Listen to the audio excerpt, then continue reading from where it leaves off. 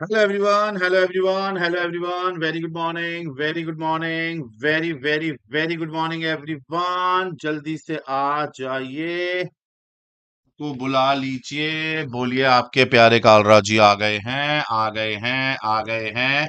CA inter में आपका बहुत बहुत स्वागत है बेटा जी, जल्दी सबको बुला लीजिए। बोलिए कालरा जी आ गए हैं।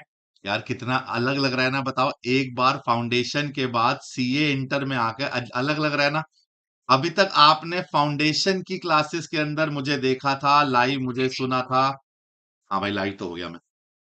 जल्दी से फटाफट आ जाइए, चैट में बता दीजिए कि आप मुझे सुन पा रहे हैं, देख पा रहे हैं, मेरी आवाज आ रही है। जल्दी सबको बुला लो यार, जल्दी फटाफट सबको बुला लो। बोलो कालरा जी आ गए हैं, कालरा जी आ गए हैं, कालरा जी आ गए हैं। जल्दी से सबको बुला लीजिए, बोलिए कालरा जी आ गए हैं, कालरा जी आ गए हैं। फील आ रहा है नहीं आ रहा, जल्दी बताओ, फील आ रहा है नहीं आ रहा? फील आ रहा है कि नहीं आ रहा है? मजा आ रहा है कि नहीं आ रहा है? बाबूजी फटाफट जल्दी से आ जाइए, सबको बुला लीजिए। यार एक बार ना, एक बार फटाफट सेशन को, इस चैनल को सब्सक्राइब कर लीजिएगा, लाइव जरा लाइक कर दीजिएगा। आज कहानी शुरू करेंगे। आज सर करने क्या वाले हो, आओ सर। अब आज आपको कुछ नहीं लिखना है, मैं आपको आज डिटेल में बताने वाला हूं कि आप सीए इंटर में क्या करेंगे मेरे साथ। हमारा अगला 4 महीना हमारे साथ कैसा बीतेगा, आप और मैं क्या क्या पढ़ने वाले हैं, सब सब कुछ डिटेल में बताऊंगा। ठीक है, सब कुछ डिटेल में। पहले मेरे को समझो, आपको आज कुछ नहीं लिखना है, पहली बता रहा हूं, कुछ नहीं लिखना आज। पहले समझो, आज हमें रणभूमि में उतरना है। आज से एग्जैक्ट 9 to 10 मंथ्स के बाद हमारा सीए इंटर का एग्जाम आएगा। और हमारा टारगेट क्या है? हमारा टारगेट है कि भैया हमें किसी भी हालत में रैंक सिक्योर करनी है भाई। रैंक 1 आ जाए तो बहुत बढ़िया, नहीं तो 1 से 50 के बीच में रैंक लानी है। और ये रैंक सीए इंटर में लाना आसान है। हाँ, यू हियर्ड मी राइट बेटे, सीए इंटर में रैंक लाना आसान है। As compare to CA foundation, CA inter में रैंक लाना ज्यादा आसान है। अब आप कहोगे सर ये तो हाँ हंसी की बात कर रहे हो, सेकंड लेवल पे रैंक। सर जी, सीए इंटर का तरीका अलग है। सीए इंटर सीए फाउंडेशन की तरह नहीं है। यहां पर आपके पास अकाउंटेंसी में नंबर लाने के बहुत आसान चांसेस हैं। मैं आज डिस्कस करूंगा आपके साथ। तो हमारा टारगेट है रैंक लानी है। आपने उसकी तरफ पहला कदम बहुत बढ़िया बढ़ा लिया है, आप वार्म अप ज्वाइन कर चुके हैं। तो इसकी सबसे अच्छी बात यह है कि भैया वार्म अप ज्वाइन करने से आप पहले ही लोगों से 1.5 महीना तो आगे ही हो, है ना। जो लोग बैठ के इस समय पिक्चरें देख रहे हैं, इंस्टाग्राम में चला रहे हैं, आप उनसे पहले ही एक स्टेप आगे हो। डेढ़ डेढ़ महीना तो आप आगे हो ही हो। ठीक है जी। आपने वार्म अप शुरू कर दिया, आपका कम से कम नहीं तो 40 दिन तो मिनिमम, 1.5 महीना चलो ना मानो, 40 दिन तो आप उनसे आगे ही हो। और मैं इस 40 दिन के अंदर आपको एक भरोसा दिलाता हूं, मैं आपके सामने सच कह रहा हूं बिना झूठ बोले, कि मैं आपका ये वार्म अप में टाइम वेस्ट नहीं करूंगा। सर जी, मैं ये बोलकर आपको नहीं पढ़ा रहा हूं कि बेटे चलो वार्म अप ही है, थोड़ा थोड़ा पढ़ लेते हैं, नहीं। मैं अपनी पेस कम रखूंगा, लेकिन मैं आपका ये 40 दिन वेस्ट नहीं करूंगा। भैया हम बाकी इंस्टीट्यूट की तरह नहीं है, मैं बाकी टीचरों, झूला छाप टीचरों की तरह नहीं हूं कि मैं आपको वार्म अप बोलूं और वार्म अप के अंदर मैं आपका टाइम वेस्ट करके चला जाऊं कि चल बच्चा तो आ ही गया ना, रजिस्टर्ड हो गया। नहीं, मैं ऐसा नहीं। मैं आपको इस पूरे टाइम पीरियड में I tried my level best कि मैं आपको 2 चैप्टर करा दूं। 2 chapter I tried my level best. एक तो मैं पक्का गारंटी देता हूं, एक तो करा ही दूंगा। But I tried my level best कि 2 हो जाए। पिछले वाले वार्म अप के अंदर 2 हो गए थे, उससे पिछले वाले में एक ही हो पाया था। वो डिपेंड करता है ना स्पीड के ऊपर। तो मैं कोशिश करूंगा आपका टाइम वेस्ट ना हो। अगर आपने वार्म अप ज्वाइन करके, अगर आपने अपना अच्छा डिसीजन लिया है, तो मैं आपका टाइम वेस्ट नहीं करूंगा, ना ही मेरे बाकी टीचर करेंगे। ठीक है जी। का 8 तारीख से आपका पहला बैच शुरू हो चुका है, जो कि है योद्धा बैच, जिसके टीचर आपके सामने ये रहे। 5 तारीख को ऑलरेडी एक बैच शुरू हो चुका है, जिसके टीचर्स ये रहे। ठीक है जी। अगर आप सामने देखेंगे तो जो लोग मुझे जानते हैं बहुत बढ़िया, जो लोग आप मुझे जानते हो वेरी नाइस, वेरी नाइस। आप जानते हो तो अच्छी बात है। जो लोग नहीं जानते, मैं अपने बारे में थोड़ा सा बता देता हूं। ठीक है। किसी और टीचर से पढ़ सकते हैं, बिल्कुल पढ़ सकते हैं अर्नव जी, बिल्कुल पढ़ सकते हैं। हमारे यहाँ पर आपको सब्सक्रिप्शन बेस्ड सिस्टम मिलता है, टीचर बेस्ड बैच बेस्ड नहीं मिलता। आप किसी भी टीचर से पढ़ सकते हैं। मेरा समझ में आया मेरा, नकुल सर का है नकुल सर का, जिसका भी समझ में आया। इधर देखो, जो लोग मुझे जानते हैं बहुत बढ़िया, नहीं जानते मैं आपसे बताना चाहूंगा, मेरा नाम है सीए राकेश कालरा। बेटे 2011 क्वालिफाइड चार्टर्ड अकाउंटेंट हूँ। सिंगल अटेम्प्ट में सीए करा था, कोई अटेम्प्ट नहीं लगा, बोल तो रैंक नहीं थी, बस सिंगल अटेम्प्ट में सीए क्वालिफाइड हुआ है मेरा, सिंगल अटेम्प्ट के अंदर। अकाउंट्स पढ़ा रहा हूं मैं सीए फाउंडेशन और सीए इंटर के बच्चों को बहुत टाइम से। अकाउंटेंसी पढ़ा रहा हूं मैं सीए फाउंडेशन और सीए इंटरमीडिएट के बच्चों को। मेरा मेन टारगेट रहता है बेटे, 90% बच्चों ने मेरी एग्जामिशन स्कोर करी है। सर ये एग्जामिशन क्या होती है? आपको पता है 60 मार्क्स लाने को एग्जामिशन कहते हैं। अब आप कहोगे कि सर 60 नंबर वालों पे एवं चौड़े हो रहे हो। चौड़ा नहीं हो रहा बेटा, मैं कोई अपनी बड़ाई नहीं कर रहा। मैं बस ये बोल रहा हूं कि मेरा टारगेट क्या रहता है ना, कि आप 60 नंबर अकाउंट्स में लाओ। क्यों लाओ, उसका रीजन है, मिनिमम मैं 60 की तैयारी करता हूं। मैं ये बोलता हूं कि आपको ना 50 का टारगेट मत लेके चलो कि भैया पास होने में अकाउंट्स में 50 चाहिए। अकाउंट्स में 60 नंबर लाना बहुत आसान है। अगर आपने मेरे साथ प्रॉपर कोर्स किया, पूरा सिलेबस किया और मेरे साथ मैराथन में बैठे, मैं गारंटी देता हूं आपको, मैं गारंटी देता हूं कि 60 तो आपके विदाउट एफर्ट आएंगे। मतलब मिनिमम एफर्ट। जो आपने रेगुलर कोर्स पढ़ा, एक बार आपने मेरे साथ प्लस में क्लास करी, एक बार सेल्फ रिवीजन कर ली, एक बार मैराथन कर ली, ये तीन बेसिक चीजें करके ना 60 तो आपका मिनिमम टारगेट है, मिनिमम। और पता है आपको, लिटरली मैं बता रहा हूं, आप जाकर जरा मेरा एक बार इंटर वाला वो चेक करो, क्या बोलते हैं, सी इंटरमीडिएट का जो अभी अभी एग्जाम हुआ है मई वाला। एक बार ना उसका पेपर रिव्यू का कमेंट पढ़ लो बस। एक बार आप कहोगे ना, इसी इसी में जाके देखना, सी इंटर में पेपर रिव्यू का कमेंट पढ़ना। आपको कमेंट के नीचे लिखा हुआ दिख जाएगा कि भैया हैकर है ये आदमी, इसने बोला ये क्वेश्चन आएगा, यही आया, गैस पेपर बताया, यही आया, मैराथन कॉपी हो गया। 60 मैं क्यों बोलता हूं जरा सुनो। मैं, भगवान ना करे, हमारा टारगेट है हमें रैंक लानी है, लेकिन भैया कैसे मेहनत करके रैंक आएगी वो तो वही वक्त बताएगा। लेकिन अगर भगवान ना करे, भगवान ना करे तुम्हारा किसी एक सब्जेक्ट में लग गए और किसी कारण से तुम्हारा ग्रुप नहीं क्लियर हुआ, तो 60 नंबर आने के बाद वो पेपर एग्जेम्प्ट हो जाता है। एग्जेम्प्ट होने का मतलब, आप जब अगला अटेम्प्ट दोगे तो आपको वो पेपर नहीं देना। तो मेरा ना जिंदगी का एक ही टारगेट है कि मेरे से एक ही बार पढ़ो, इस चेहरे को दोबारा देखना ही नहीं है। एक बार पढ़ लिया, 60 नंबर लाओ, रिजल्ट जैसा मर्जी जाए, आपका रिजल्ट जैसा मर्जी जाए, आपको मेरा। हाँ जी सर। हाँ जी। मेरा कैमरा बहुत फ्लिकर कर रहा है, लाइट की वजह से कर। नहीं नहीं, कल करूंगा सर, ये मेरे को लग रहा है ये लाइट की वजह से फ्लिकर कर रहा है। ओबीएस तो डन सर। डन। शांतम सर थे, शांतम सर। मैं ना थोड़ा सा फ्लिकर कर रहा है चेहरा, okay okay, I am really sorry batch. चलो कोई दिक्कत नहीं, शांतम सर आए थे। सर जी मेरा चेहरा आपको दोबारा ना देखना पड़े एट एनी कॉस्ट, ठीक है जी। ये चेहरा दोबारा नहीं देखना। एक बार आपका रिजल्ट आ गया है, आपको ये चेहरा नहीं देखना, अकाउंट्स दोबारा नहीं पढ़ना। तो भैया एग्जामिशन का टारगेट लेके चलेंगे। 99 मार्क्स सीए फाउंडेशन में ला चुका हूं, 90 नंबर सीए इंटरमीडिएट में ला चुका हूं।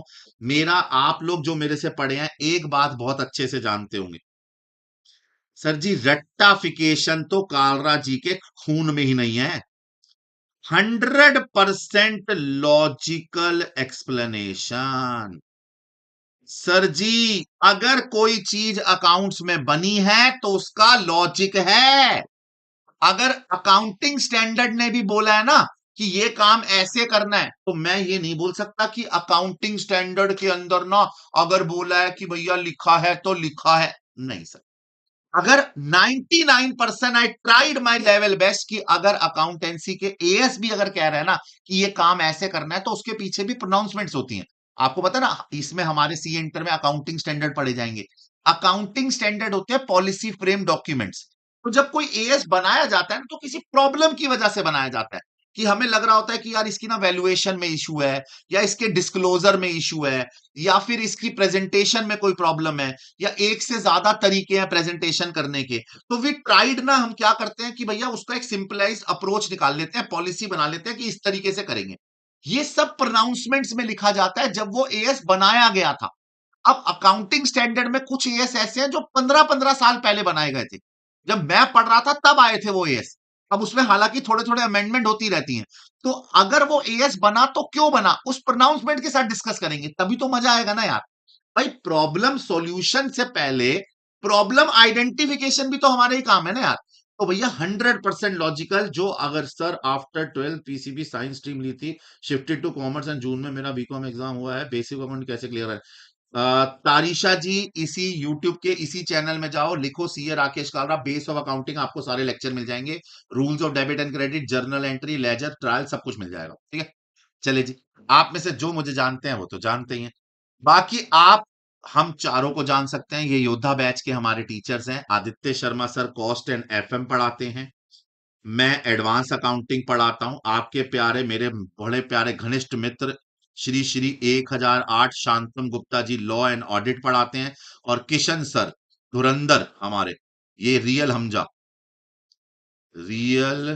हमजा जी हैं, ये धुरंधर के। भाई साहब चेहरे पे मत जाना, ये इस चेहरे पे मत जाना।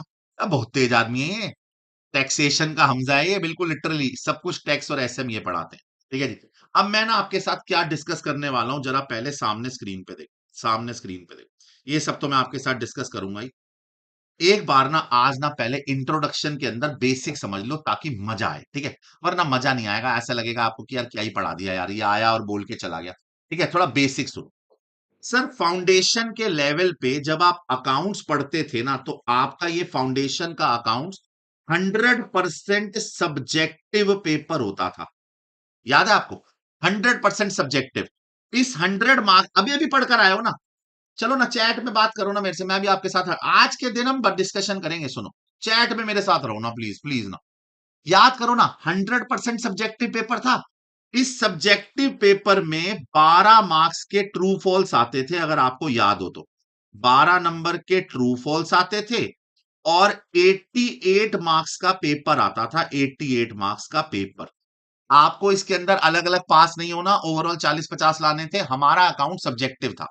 आपको एक चीज बताऊं, अगर फाउंडेशन की अकाउंटेंसी की बात करो आप, फाउंडेशन की, तो फाउंडेशन की अकाउंटेंसी में सबसे बड़ी चीज पता है क्या है? इसमें डिफरेंट चैप्टर थे, डिफरेंट चैप्टर। डिफरेंट चैप्टर का मतलब इन्होंने बोला था सब पढ़ लो। सब सब पढ़ लो का मतलब, अगर आपको याद हो तो ये लोग क्या करते थे, आपको सोल प्रोपराइटरशिप का फाइनल अकाउंट पढ़ाते थे। याद है ट्रेडिंग पीएनएल, कि अगर कोई इंडिविजुअल आदमी, अगर कोई इंडिविजुअल आदमी, अगर आपका कोई इंडिविजुअल इंसान बिजनेस चलाएगा तो ट्रेडिंग पीएनएल कैसे बनाएगा। अगर कोई नॉन प्रॉफिट ऑर्गेनाइजेशन है, एनपीओ, तो उसकी अकाउंटिंग कैसे होगी। सिंगल एंट्री सिस्टम, याद है सिंगल एंट्री, कि भैया अगर कोई किताबें ही नहीं बनाता तो क्या होगा।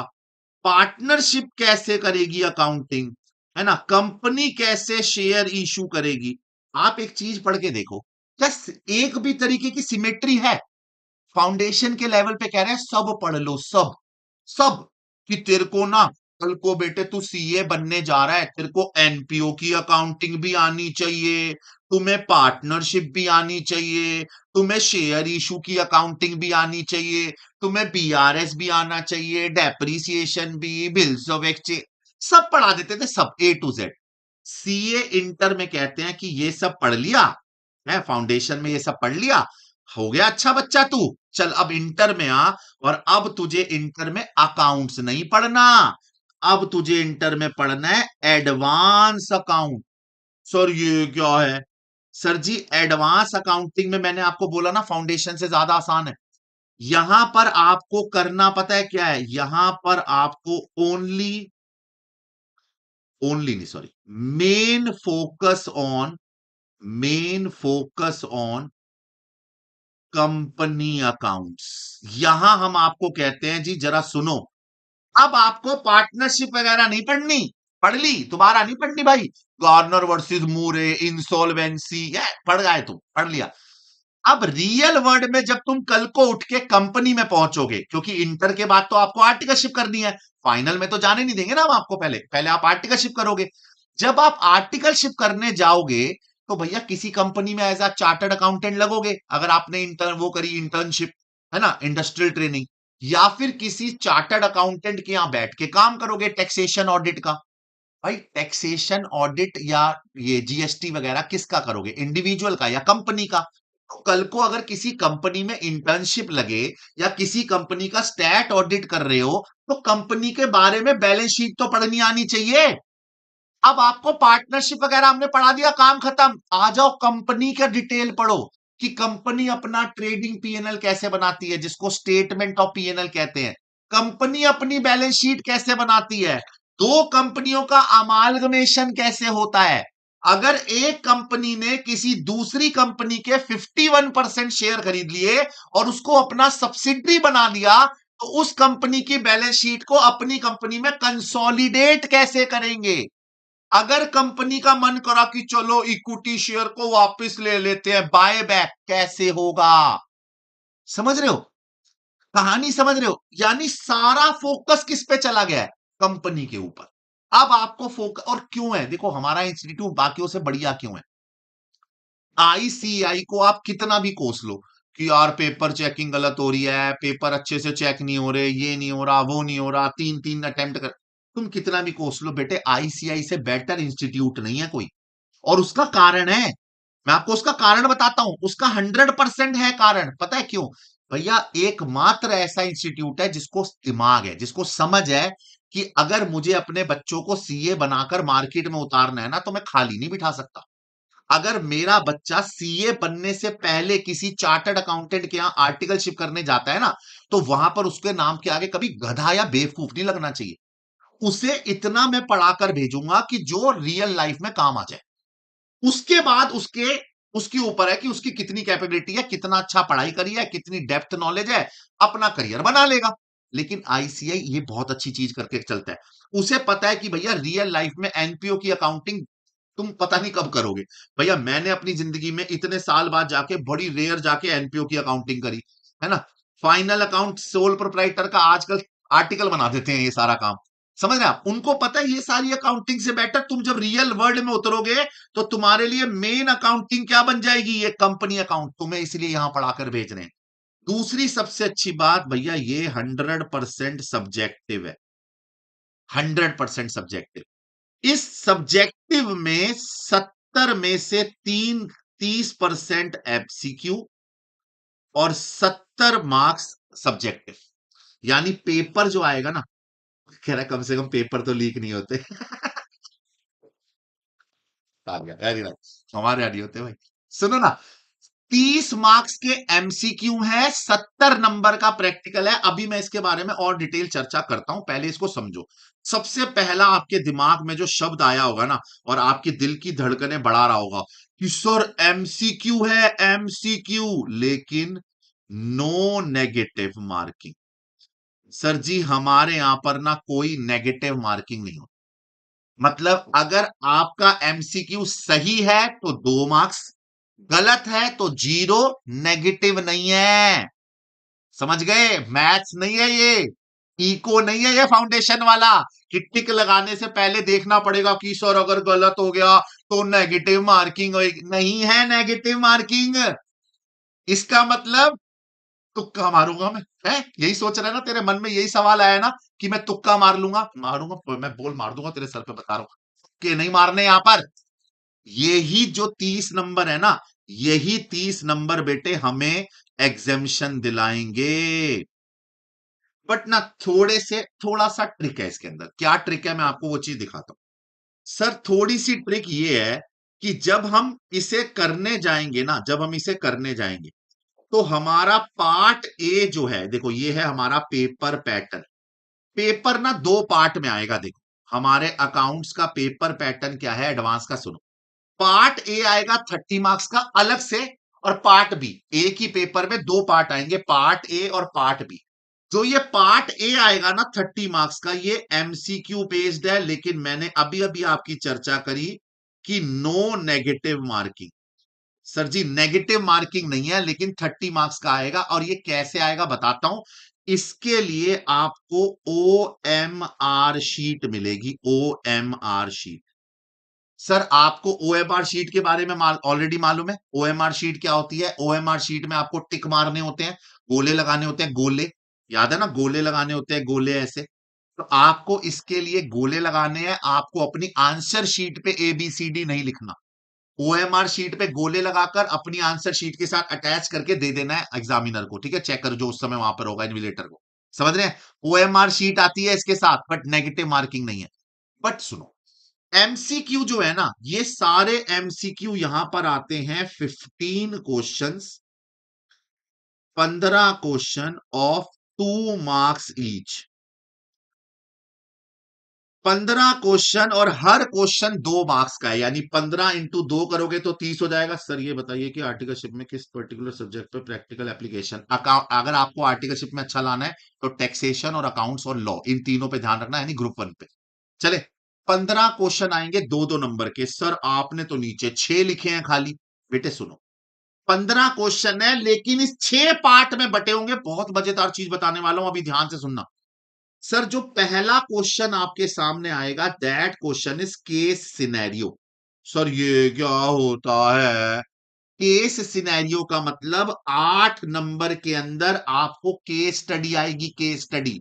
सर केस स्टडी क्या होती है बाबू? केस स्टडी का मतलब जैसे अनसिन पैसेज याद है? उसमें आता था इंग्लिश में। इंग्लिश में जब हम वो जब 7th 8th 9th में थे, तो अनसीन पैसेज आता था, अनसीन पैसेज। याद है? याद है? अनसीन पैसेज करके आता था, अनसीन पैसेज। सर क्या होता था? एक कहानी लिखता था अंग्रेजी में बड़ी सी।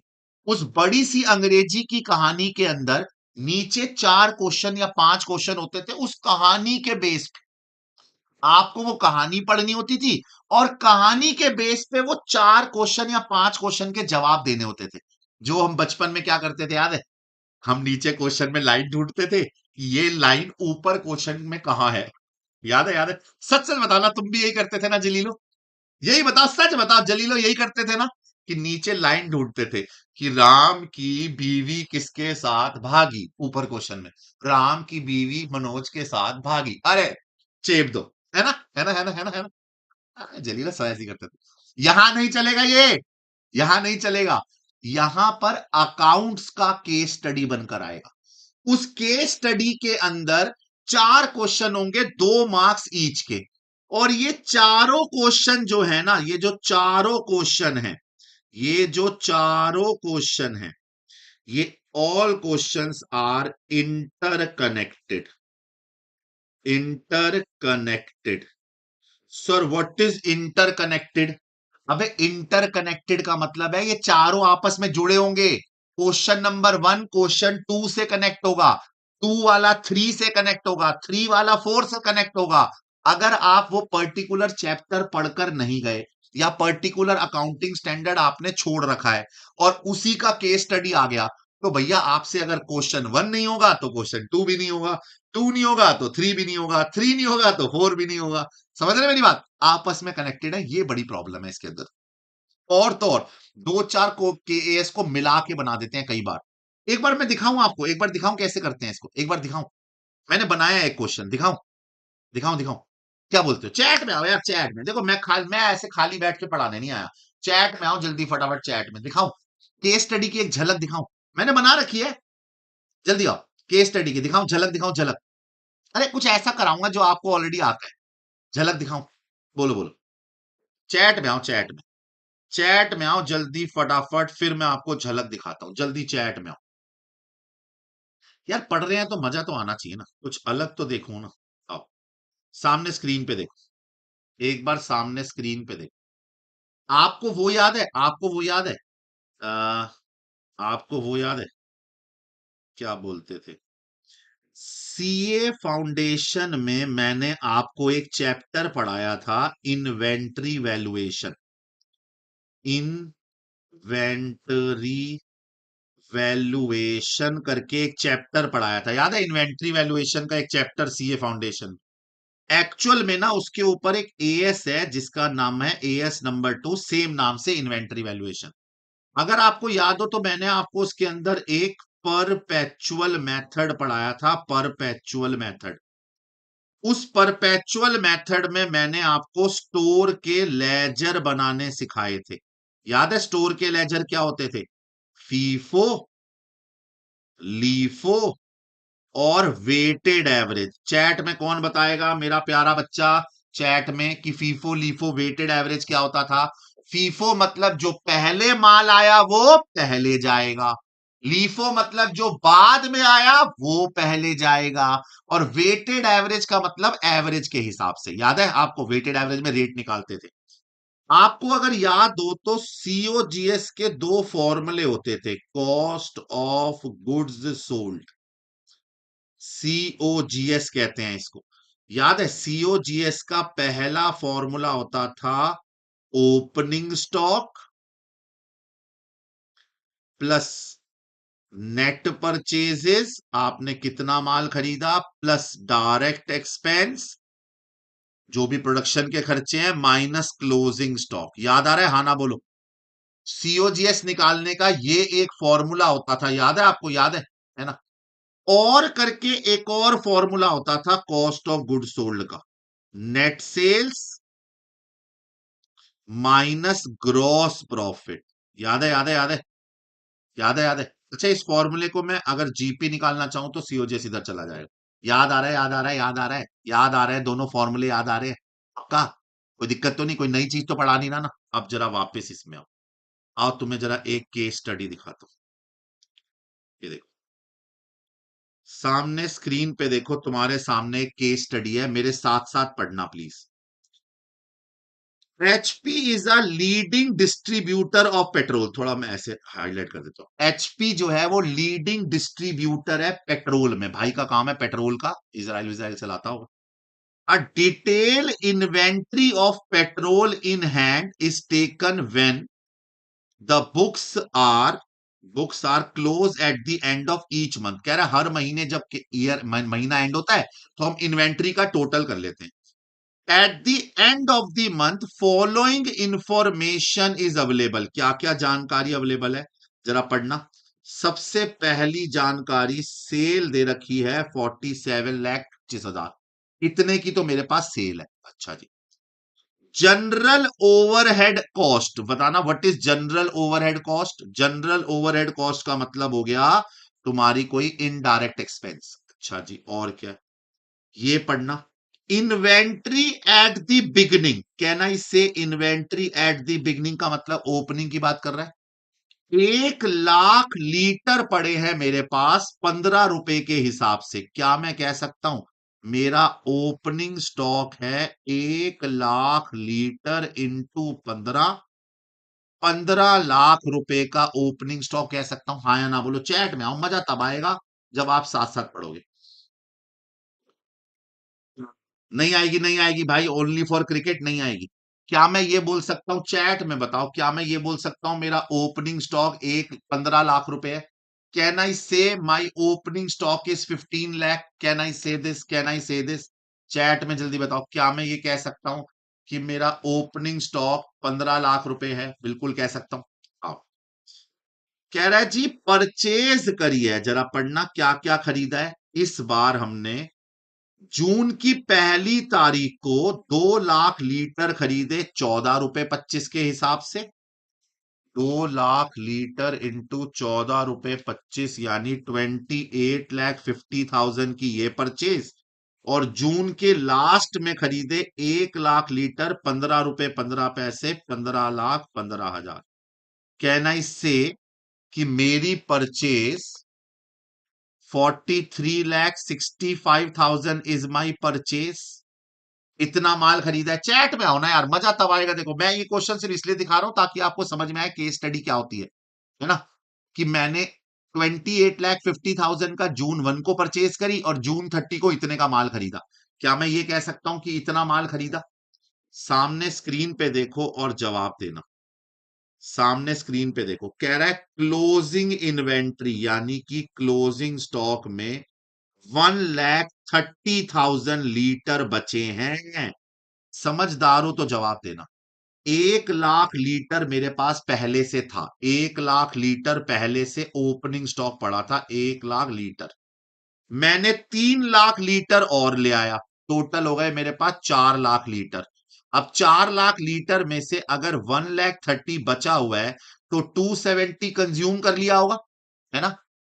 270 कंज्यूम कर लिया होगा, बिल्कुल सही, यही कह रहा है, हाँ ना बोलो। यही है ना कहानी, 1,30,000 बचा, 270 इशू कर दिया, कंज्यूम कर दिया। अब पूरा क्वेश्चन समझ में आया? चैट में आओ, नीचे के क्वेश्चंस बाद में पढ़ेंगे, पहले मेरे को बताओ पूरा क्वेश्चन समझ में आया? यहां तक कोई दिक्कत तो बताओ। केस स्टडी समझ में आई? क्या मांग रहा है मेरे से मुझे नहीं मालूम अभी। I have no idea question मेरे से क्या मांग रहा है। मैंने पूरा क्वेश्चन पढ़ लिया, क्या बोलते हो, यही कह रहा है ना क्वेश्चन, कहानी। अब जरा पहली चीज पढ़ो। सबसे पहली चीज कह रहा है क्लोजिंग इन्वेंटरी बताओ फीफो के हिसाब से। क्लोजिंग स्टॉक बताओ फीफो। फीफो क्या कहता था बताना? First in first out. जो पहले आया वो पहले गया। आप समझदार हो तो बताओ, अगर मेरे पास 1,30,000 लीटर बचा हुआ है तो 270 चला गया। कौन सा वाला 270 गया होगा? फीफो मेथड का मतलब ऊपर से गया होगा, जो पहले आया था, फर्स्ट कम फर्स्ट इशू वाला। पहले ये 1 लाख पुराना पड़ा था, ये चला गया होगा, है ना? फिर मेरे गए हैं 170 और, तो 170 इसमें से गए होंगे। बचा कौन सा होगा? बचा, क्या मैं कह सकता हूं कि मेरे क्लोजिंग स्टॉक में लास्ट वाला जो 1 लाख लीटर 15 रुपए 15 पैसे वाला वो बचा, और 30,000 लीटर जो बचा वो 14 रुपए 25 पैसे वाला बचा। भाई लास्ट वाला बचा होगा ना, 1 लाख ये वाला, 30,000 ये वाला। इशू तो ऊपर से हुआ। आप बस इतना बताओ, 15,15,000 तो ये हो गया, है ना? और 30,000 इंटू 14 रुपए 25 पैसे, 4,27,500 ये हो गया। कैन आई से कि 19,42,500 is my closing stock? Option number A is the answer. A पे गोला लगा देना। कह रहा है बताओ परचेज कितनी करी है? परचेज अभी बता देता हूं, अभी अभी निकाला भी था मैंने। हमने 2 लाख लीटर खरीदे 14 रुपए 25 पैसे, और 1 लाख लीटर खरीदे 15 रुपए 15 पैसे। ये करके नहीं दिखाना, ये करके नहीं दिखाना कहीं पे, ये सब कैलकुलेटर पे कर लेना। ये आपको कहीं पे करके नहीं दिखाना, ओएमआर शीट में कहीं लिखते थोड़ी है। और एमसीक्यू के तो रीजन भी नहीं देने होते। 28,50,000 15,15,000 जोड़ के मेरी परचेज बता दो। 43,65,000, यही है मेरी परचेज। ऑप्शन नंबर ये रहा, सी। सही है। अगला बताओ, सीओजीएस बता दो। सीओजीएस सर जी, कॉस्ट ऑफ गुड्स सोल्ड का फॉर्मूला अभी अभी सिखाया था मैंने आपको। Opening stock plus net purchase plus direct expense minus closing stock. अब मुझे बताना, मेरे पास ओपनिंग स्टॉक मैंने ऊपर निकाला था, ये रहा मेरा 15 लाख रुपए। ओपनिंग स्टॉक है मेरा 15 लाख। परचेज है 43,65,000। मेरे पास एक एक्सपेंस है डायरेक्ट एक्सपेंस, लेकिन वो जनरल एक्सपेंस है, वो डायरेक्ट नहीं है। और क्लोजिंग स्टॉक आपने मेरा 19,42,500। एक बार सॉल्व करना जी। 15,43,65 19,42,500, 39,22,500, है ना जी? बोलो ना यार, समझ में आ रहा है, हाँ ना बोलो। कह रहा है जी प्रॉफिट बता दो कितना हुआ प्रॉफिट। आप मेरे को बताना, सीओजीएस का एक और फॉर्मूला होता था, net sale minus gross profit. COGS 39,22,500, sale सबसे ऊपर दे रखी थी, ये रही 47,25। 47,25 minus gross profit, so the gross profit is 802,500। उसने आपसे नेट प्रॉफिट मांगा है फाइनली। तो 802,500 में से जनरल एक्सपेंस कितने के थे? जनरल एक्सपेंस 1,25 के, ये माइनस कर दीजिए।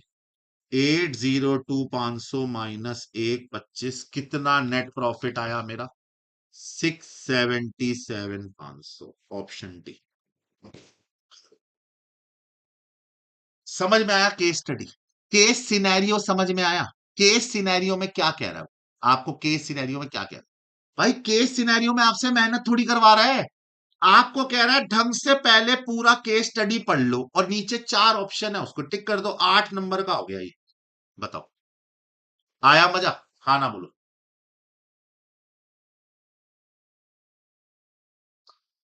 आया मजा? मजा आया कि नहीं आया, बस इतना बता दो, मजा आया कि नहीं आया? मजा आया कि नहीं आया? लेकिन जो मैं आपसे बात कह रहा था वही बात यहां लग रही है ना, देखो इंटरकनेक्टेड है ना। बताओ, अगर किसी का पहला आंसर ही गलत आया, उसका सीओजीएस भी गलत आ जाएगा? बोलो ना, जवाब दो ना। अगर किसी का पहला आंसर गलत आया तो उसका सीओजीएस भी गलत आएगा, बिकॉज सीओजीएस के अंदर यहां पे क्लोजिंग स्टॉक लगता है। ये गलत आया तो प्रॉफिट भी गलत आ जाएगा, बिकॉज सीओजीएस ही गलत है ना? आपस में इंटरकनेक्टेड है ना, इंटरकनेक्टेड। बात समझ में आई? तो पेपर पैटर्न के अंदर आपको ये कहानी समझ में आई कि केस स्टडी कैसे होंगे। ऐसे टोटल 3 केस स्टडीज आएंगे, क्वेश्चन 1, क्वेश्चन 2, क्वेश्चन 3। और ये तीनों केस स्टडी 8-8 नंबर के हैं। मतलब अगर आपने एक चीज नोटिस करी, 30 मार्क्स में से 24 नंबर तो यही हो गए। 4 4 8, 4 12, यानी 8-8 मार्क्स के। ठीक है, मैं सब बताऊंगा बेटे, बुक्स कैसे मेंटेन करनी है आयुषी जी, मैं सब बताऊंगा, आप वेट तो करो। 8-8 नंबर के 3 तो यही हो गए। उसके अलावा 2-2 नंबर के 3 एमसीक्यू और आएंगे, 2-2 मार्क्स के। ये जो 3 एमसीक्यू है ना, ये वाले 3 एमसीक्यू, इन 3 एमसीक्यू के अंदर ये इंटरकनेक्टेड नहीं है, ये सेपरेट है, सेपरेट। मतलब दे आर नॉट इंटरकनेक्टेड, ये सब अलग अलग है, किसी भी कहीं से भी आ सकता है, जैसे उसके आते थे मैथ्स और इको में, कहीं से भी एक क्वेश्चन आ गया। मतलब क्वेश्चन नंबर 4 का 5 से कोई लेना देना नहीं है, 5 का 6 से ले। केस स्टडी नहीं है, 3 नॉर्मल क्वेश्चन, 3 नॉर्मल। ठीक है जी। यानी अगर आप नोटिस करो तो 6 नंबर ये, 24 नंबर ये, 30 मार्क्स का एमसीक्यू आ गया। अब आपको सबसे बढ़िया बात बताऊं, इन सबको ढंग से करने के लिए यू जस्ट नीड 30 से 45 मिनट्स बस। पूरी केस स्टडी पढ़ने के बाद, पूरे क्वेश्चन को सॉल्व करने के बाद, यू जस्ट नीड 30 से 45 मिनट्स। बेटे मेरी कितनी किताबें हैं, पूरा बैच बता दो, आज मैं सब बताऊंगा। 30 से 45 मिनट्स, दैट्स इट। पूरा पार्ट ए आप 45 मिनट में कर लोगे, मैं दिखाऊंगा आपको कैसे कर सकते हो आप। 45 minutes is the more than enough, more than enough. 70 number के लिए क्या होगा, 70 मार्क्स के लिए आपको लगेगा सब्जेक्टिव। ये सब्जेक्टिव है, ये क्या है? यहां पर टोटल क्वेश्चन 6 आएंगे। हर क्वेश्चन जो है वो 14 नंबर का है, 14 मार्क्स का है, जिसमें से क्वेश्चन नंबर 1 कंपलसरी है, जो चॉइस नहीं है। और बाकी किसी भी गिवन, बाकी एनी गिवन 5 में से 4 कर सकते हैं। मतलब टोटल 6 क्वेश्चन आएंगे आपके पास, आपको एनी 4 करने हैं आउट ऑफ 5, 5 में से 4, और ये क्वेश्चन नंबर 1। मतलब आपको 14-14 नंबर के 5 क्वेश्चन करने हैं, 14 इंटू 5 70 हो गए। सर ये 14 क्वेश्चन क्यों ऐसे होता है? बाबू ये 14 में ना ऐसे हो सकता है, इमेजिन 10+4, 2 पार्ट बना दें, एक 10 का और एक 4 का, या फिर 14 नंबर का एक ही बना दें, या 7+7, ये भी कर सकते हैं, ए और बी। और अगर आपकी किस्मत बहुत ही खराब हुई तो 6+4+4, ये भी करते हैं आजकल ही।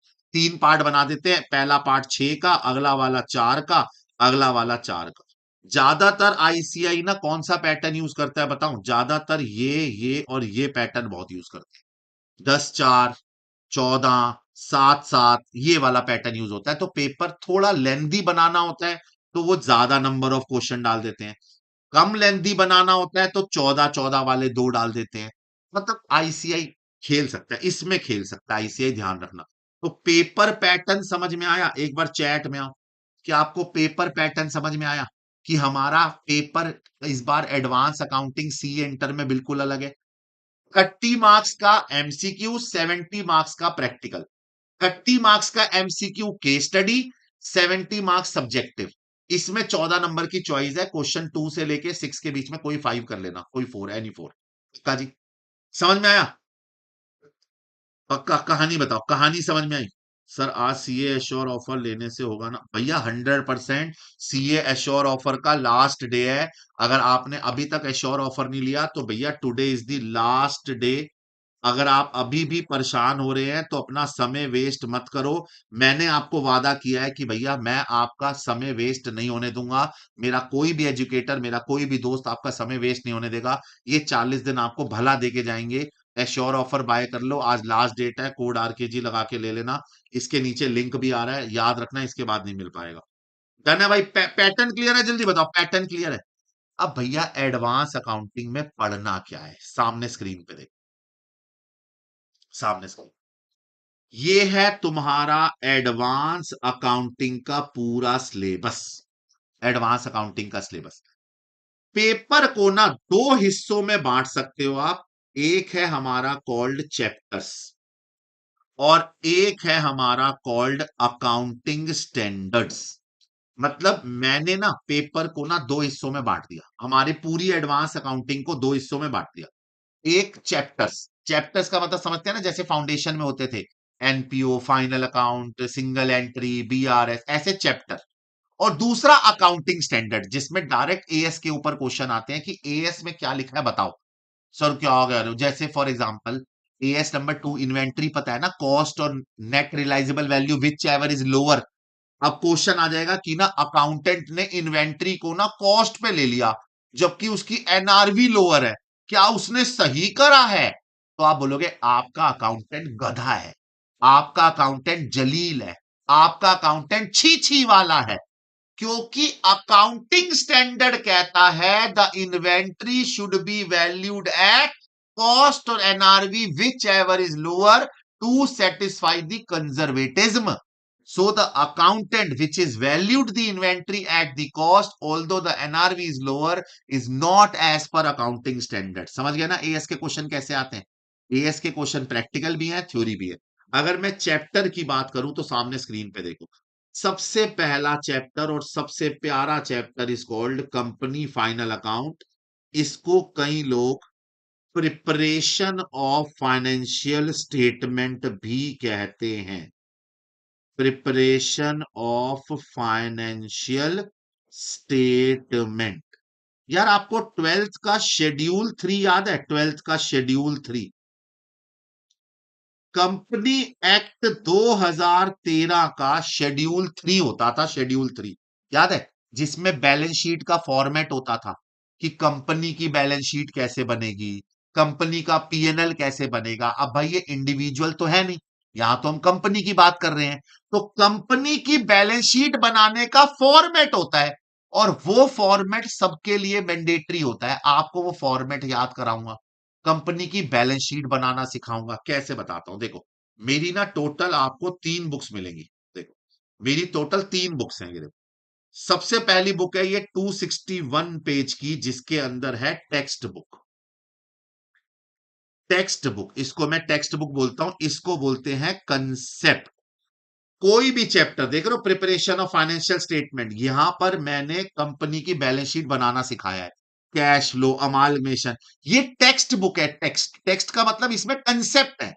प्रैक्टिस ज्यादा नहीं कर सकते आप इससे, ये टेक्स्ट है। प्रैक्टिस करने के लिए ये बनाया है मैंने कॉल्ड कंपाइलर। इसको मैं कंपाइलर कहता हूं, कंपाइलर।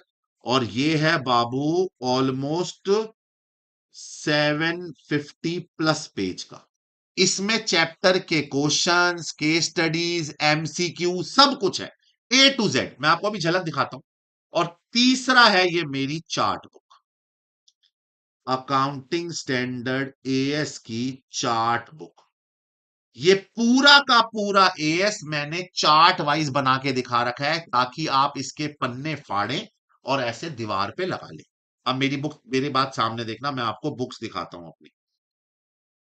देखो ये मेरी सबसे पहली टेक्स्ट बुक देख रहे हो, आपके सामने दिख रही है। 261 पेज की है, जिसके अंदर सारी चैप्टर्स हैं। जैसे मैं आपको दिखा देता हूं, पहला चैप्टर ये देखो, preparation of financial statement schedule 3 वाली balance sheet, preparation of financial statement schedule 3 की बैलेंस शीट। यहां देखो पूरी बैलेंस शीट का फॉर्मेट है, ये पूरी बैलेंस शीट, कि कोई भी कंपनी अगर अपनी बैलेंस शीट बनाएगी तो वो इस तरीके से शो करेगी, share holder fund, share capital, reserve. ये हमारा पहला चैप्टर है, चैप्टर 1। और मैं आपको ये पूरी बैलेंस शीट बाय हार्ट याद करा दूंगा। इसमें आने वाला एक एक शब्द डिटेल में बताऊंगा कि भैया शेयर कैपिटल में क्या आता है। ये देखो नीचे, शेयर कैपिटल में ऑथराइज, इश्यू, सब्सक्राइब। रिजर्व में कौन कौन से तरह के रिजर्व्स आते हैं, उन रिजर्व का ट्रीटमेंट क्या होता है। ये देखो मनी रिसीव, एक एक शब्द मैं गारंटी दिला रहा हूं, जैसे ही मैं ये पूरी बैलेंस शीट कंप्लीट करूंगा ना, बाय हार्ट आपको पूरी बैलेंस शीट याद हो जाएगी ए टू जेड। फिर मैं आपको बनाना सिखाऊंगा कंपनी की बैलेंस शीट। ये देखो पूरा ट्रायल बैलेंस दे रखा है सूर्या का, ये नीचे debit side credit side trial balance है, नीचे एडजस्टमेंट है। मैं बोलूंगा चलो बनाते हैं बैलेंस शीट शेड्यूल 3 वाली, समझा। क्वेश्चन नंबर 10 में शेड्यूल 3 की बैलेंस शीट, ये है मेरी पहली बुक। इसके बाद मेरी सेकंड बुक जो है दैट इज कंपाइलर। ये है कंपाइलर, एडवांस अकाउंटिंग रिव्यूअर कहते हैं, या कंपाइलर कह लो, कुछ भी कह लो, रिव्यूअर, कंपाइलर, आप कुछ भी कह सकते हो। इस कंपाइलर के अंदर है चैप्टर वाइज, देखो दिख रहा है, preparation of financial statement 20 number का, पेज नंबर 5 से चैप्टर वाइज क्वेश्चन है, चैप्टर विद सॉल्यूशन। नीचे देखो सॉल्यूशन भी, ये बेसिकली इसमें मैंने बता रखा है, ये एमटीपी से आया है, अगस्त 2024 की एमटीपी, पीवाईक्यू से आया हुआ है, नवंबर में भी आया था, 23 में भी आया। मतलब इसमें मैंने सारे पीवाईक्यू, एमटीपी, आरटीपी सब डाल दिया विद सॉल्यूशन, देख रहे हो नीचे सॉल्यूशन भी। ऐसा नहीं है कि इसमें सॉल्यूशन नहीं है, ये देखो, ये रहा ऊपर सेगमेंट का क्वेश्चन, नीचे कौन से ईयर में आया था, और उसके नीचे ये उसका सॉल्यूशन। ठीक है, ये क्वेश्चन उसके नीचे सॉल्यूशन, मतलब आपको मेहनत नहीं करनी, सब कुछ मैंने ऑलरेडी निकाल के दे रखा है। पूरी कंपाइलर 700 पन्ने की है, इसमें केस स्टडी वे स्टडी सब है। केस स्टडी भी दिखाऊं, ये देख, ये देख, ये देख, दिसंबर 24 में आया था 12 नंबर का बायबैक का पूरी केस स्टडी, पूरी केस स्टडी इसमें। बाबू देखो, जो लोग आइकॉनिक लेंगे उनको कंपाइलर और मेरी बुक मिल जाएगी, उनको कंपाइलर और टेक्स्ट बुक फिजिकल फॉर्म में आएगी। जो लोग आइकॉनिक नहीं खरीदेंगे उनको मैं इसकी सॉफ्ट कॉपी दे दूंगा। सॉफ्ट कॉपी तो बेटे मैं सबकी दे दूंगा, सबकी सॉफ्ट कॉपी तो सबकी मिलेगी, आपको टेंशन मत लेना, सॉफ्ट कॉपी सबकी मिलेगी।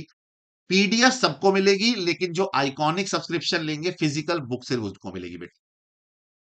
रही बात इससे आगे जाने की, तो एक बुक है मेरी, ये है चार्ट बुक, जो है accounting standard. This chart book is for only as. इसमें पूरा का पूरा एएस बना हुआ है, देखो ये देखो, पूरा एएस।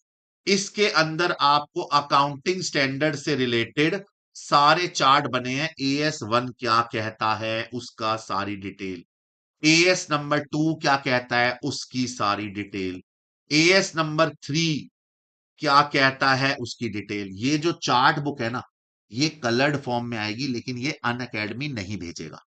ये सिर्फ और सिर्फ ये मात्र 75 पेज की है, ठीक है। ये आप बाय कर सकते हैं, ज्यादा महंगी नहीं है।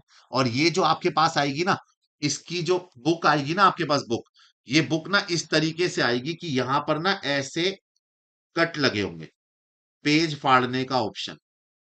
आपकी बुक आएगी, अन अकेडमी से ये बुक नहीं आती बेटे, अन अकेडमी से ये बुक नहीं आती। ये मेरी बुक है, ये अन अकेडमी नहीं देता, ये आपको बाय करनी पड़ेगी। सॉफ्ट कॉपी मिल जाएगी, हार्ड कॉपी बाय करनी पड़ेगी। ऐसे ना यहां पर ऐसे पेज में ऐसे मार्क लगे होंगे, आपको इसको ऐसे कलर्ड फॉर्म, ऐसे इसको फाड़ना है। इसमें अपने जो जो मैं मार्किंग करवाऊं, या जो जो मैं आपको डिटेल बताऊं, या कुछ अच्छी बातें बताऊं, वो अपनी पेन से लिखनी है और ऐसे दीवार पे चिपका देना, अपने पढ़ने वाली जगह पे। फाड़ने का मन करे तो फाड़ लेना, नहीं करे तो मत फाड़ना, बट मैं ऑप्शन दूंगा फाड़ने का। मतलब लीव्स बन जाएंगी, लीव्स 80 लीव बन जाएंगी, 80 लीव, तो आप ये दीवार पे लगा सकते हैं, ठीक है जी।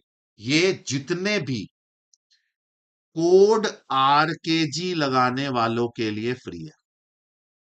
अगर आपने कोड आरकेजी लगाया है तो आप मेरे को उसका स्क्रीनशॉट दे देना, मैं आपको ये फ्री भिजवा दूंगा, फ्री। ठीक है जी। अगर अगर कोड आरकेजी लगाया है तो फ्री, और अगर कोड आरकेजी नहीं लगाया है तो आप बाय कर लेना। कितने की है वो आपको पता लग जाएगा, 70-80 पन्ने की है, बट ये बड़ी काम की है। ये देखो पूरा का पूरा A to Z सारे चार्ट कवर है, हर एएस, पूरे के पूरे 29 AS, 78 पेज की है, 78 पेज की। देखो सारे A to Z, सारे के सारे एएस इसके अंदर ऑलरेडी कवर है। ठीक है जी, सारे एएस इसमें ऑलरेडी कवर है। तो मैंने आपको 3 बुक्स बताई, देखो मेरी, पहली टेक्स्ट बुक, दूसरी कंपाइलर, ये दोनों आपको मिलेंगी अनअकैडमी के द्वारा। आइकॉनिक वालों के लिए को हार्ड कॉपी, आइकॉनिक वालों के लिए हार्ड बाइंड बुक, और बाकी सबके लिए सॉफ्ट कॉपी सबको मिलेगी। और जो ये चार्ट वाली बुक है ये बेटे सबको नहीं मिलेगी, ये कोड आरकेजी वालों के लिए फ्री है। और जिन्होंने कोड आरकेजी नहीं लगाया उनको एक नंबर दे दूंगा, वो बाय कर सकते हैं। प्लस वालों तुम भी किताब बाय कर सकते हो, उसके लिए एक नंबर दे दूंगा, वहां पर टीम है, वहां कॉल करिएगा, जोन सी बुक चाहिए ले लेना। ठीक है, एक नंबर दूंगा बेटे, आप वहां से ऑर्डर कर सकते हैं खत्री जी, एक नंबर दूंगा वहां से ऑर्डर कर सकते हैं। ठीक है जी, पूरी डिटेल चर्चा मैंने आपके साथ करी, चैप्टर वाइज समझ में आया, कौन से चैप्टर को कैसे करना है समझ में आया। सर जी उसके बाद चैप्टर है मेरा called buy back of share. Sir ये क्या है? इक्विटी शेयर की रिडम्पशन। सर हमने तो सोचा है इक्विटी रिडीम नहीं होते। हाँ, इक्विटी रिडीम नहीं होते, इक्विटी को बाय बैक तो कर सकते हैं। आप इक्विटी वालों को बाय बैक करने की कंडीशंस होती हैं, वो कंडीशन चेक कर लो। कैश फ्लो स्टेटमेंट, सर ये 12th वाला है, सेम 12th वाला है, जो आपने 12th में पढ़ा था ना, सेम वही है, बस उसका डिटेल। ब्रांच अकाउंटिंग, अगर मान लीजिए मैंने अपनी एक से ज्यादा ब्रांच खोल ली इंडिया में, इंडिया से बाहर, जयपुर, जबलपुर वगैरह वगैरह, तो उन सब की अकाउंटिंग। अमालगमेशन, दो कंपनियों का आपस में जुड़ जाना। इंटरनल रिकंस्ट्रक्शन, किसी कंपनी का डूब जाना और उसे ठीक रिवाइव करना, रिवाइव, रिकंस्ट्रक्ट, दोबारा से बनाना। इन्वेस्टमेंट अकाउंटिंग, मतलब अभी तक आपने इशू ऑफ शेयर पढ़ा था ना, कि आर के जी लिमिटेड है, उसने इशू करे 5,000 इक्विटी शेयर इस शेयर होल्डर को। और मान लो ये शेयर होल्डर कौन है, मान लो ये शेयर होल्डर हितेश है, ये हितेश है, हितेश। ठीक है, आप बताना आप क्या करते थे? आप कंपनी के नजर से फाउंडेशन में एंट्रियां डालते थे, bank to share application to share capital वगैरह वगैरह। क्या आपने कभी शेयर होल्डर की नजर से सोचा? क्या आपने हितेश के नजर से सोचा कि हितेश क्या अकाउंटिंग करेगा? जो हितेश कंपनी में पैसा इन्वेस्ट कर रहा है उसकी अकाउंटिंग क्या है? कितने सेल्फिश थे तुम? क्या तुमने कभी हितेश शेयर होल्डर की नजर से सोचा? नहीं सोचा। इस चैप्टर में सोचवाऊंगा। AS13 है बाबू, ये AS13। मतलब इस चैप्टर में हमें कंपनी नहीं, शेयर होल्डर की नजर से सोचना है। कंसोलिडेशन अकाउंटिंग, मतलब कोई कंपनी जब किसी और कंपनी के 51% शेयर खरीद लेती है तो होल्डिंग बन जाती है, कैसे बैलेंस शीट को कंसोलिडेट करना है, ये सारे चैप्टर है। ये सारे चैप्टर बाबू 60 से लेके 70 मार्क्स में वेरी करते हैं। ऑल्दो मैंने इसमें 3 अकाउंटिंग स्टैंडर्ड भी इंक्लूड कर लिए हैं, 3, 14, 13 और 21। ठीक है जी, बाकी बचे हुए अकाउंटिंग स्टैंडर्ड 40 मार्क्स में आ जाते हैं, 40 मार्क्स, 40 से 30 मार्क्स में, ये बाकी अकाउंटिंग स्टैंडर्ड। चले, का पूरा सिलेबस समझ में आया, पूरी डिटेल समझ में आई। अब लास्ट डे है, टुडे इज द ऑफर का लास्ट डे। अगर आपने अभी तक सब्सक्रिप्शन बाय नहीं करी है तो प्लीज कोड RKG लगाएं, सब्सक्रिप्शन बाय करें। 60% ऑफ अभी भी अवेलेबल है, आपका समय वेट्स नहीं होगा। अगर आप आइकॉनिक बाय करते हैं तो आपको बुक्स फ्री ऑफ कॉस्ट मिल जाएंगी, अगर आप प्लस बाय करते हैं तो बुक्स नहीं मिलेंगी। आइकॉनिक और बुक्स के अंदर मात्र 5,000 का फर्क है, जिसमें आपको कितनी सारी बुक्स मिल रही हैं। ट्राई टू बी कि आप एक्स्ट्रा 2,000 देके ये बाय करें, कोड RKG लगाइएगा, मैं आपको बढ़िया से दे दूंगा मेरी वाली chart book free of cost. RKG 60% का, बट आज लास्ट डेट है बाबू। हमारे यहाँ पर all India rank total 38 all India ranks आ चुकी हैं, 4000 से ज्यादा बच्चे पास हो चुके हैं। अकाउंट्स का टॉप 84 गया था लास्ट टाइम, इस बार और आगे जाएगा। मैं आपका प्यारा एजुकेटर सीए राकेश कालरा वादा करता हूं कि मैं आपका समय वेस्ट नहीं करूंगा। मैं बार बार एक ही चीज बोल रहा हूं, I am here to get you exempted in the CA inter, और आपको ये चेहरा, सुंदर चेहरा बार बार नहीं देखना पड़ेगा। आशा रखता हूँ समझ में आया होगा। पक्का जी। तो कल से शुरू करेंगे हम अपना पहला चैप्टर, जो कि है कंपनी फाइनल अकाउंट। हम यहां से शुरू करेंगे बाबू, हम ये शुरू करेंगे। कल हमारी शुरुआत ये होगी शेड्यूल 3 की फाइनेंशियल स्टेटमेंट। आशा रखता हूं आपको समझ में आया होगा, कोई दिक्कत नहीं आई होगी। मैं आपका प्यारा दोस्त, आपका एजुकेटर सीए राकेश कालरा लेता हूं आपसे विदा। अगर आपको इससे रिलेटेड कुछ भी और बात करनी हो, या कुछ भी मेरे बारे में जानना हो, या मुझसे बात करनी हो, तो अपनी क्लास कंप्लीट होने के बाद एक बार कमेंट सेक्शन पे आ जाइएगा। मैं आपको वहीं मिलूंगा। कल हम मिलेंगे यहीं। गुड नाइट, शुभ रात्रि, शब्बा खैर। मैं मिलता हूं आपसे अगली कक्षा में। Tata bye bye, take care, bye.